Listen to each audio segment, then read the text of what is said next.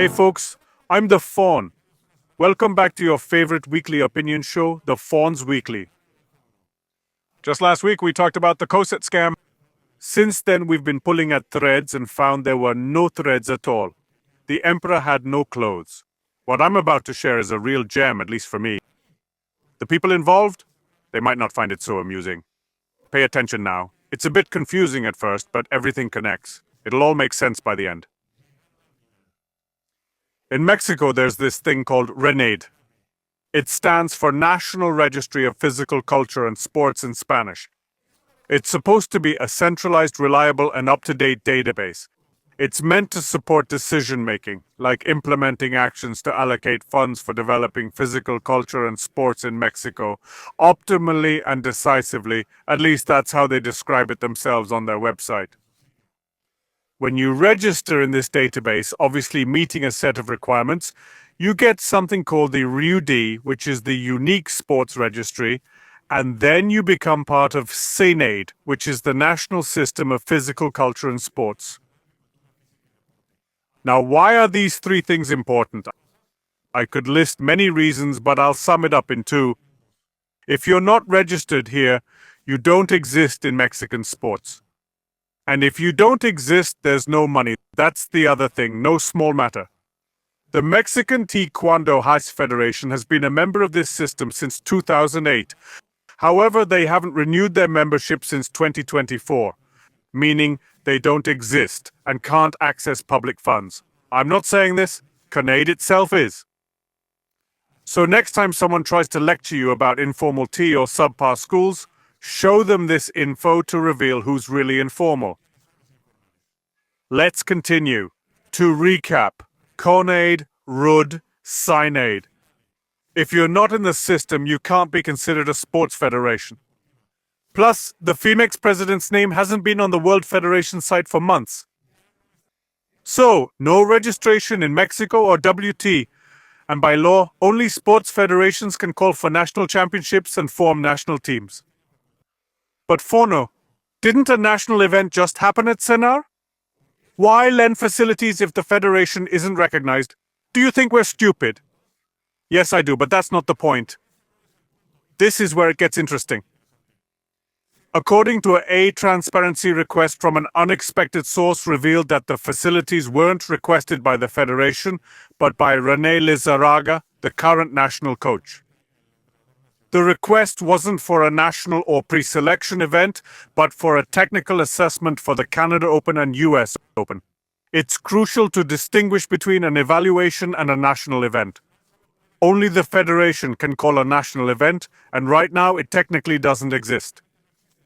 An evaluation is an internal process, which is why it was approved. It's no secret that the Taekwondo Federation isn't alone in facing these issues.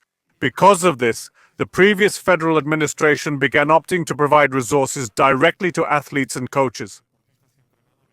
CONAID has been trying not to interfere in these processes.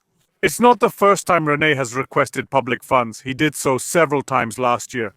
Excluding January when there are no international events, there's basically one agreement per month directly with CONAID. Here's all of them listed below. René, I don't know if you realize you're playing a very dangerous game here.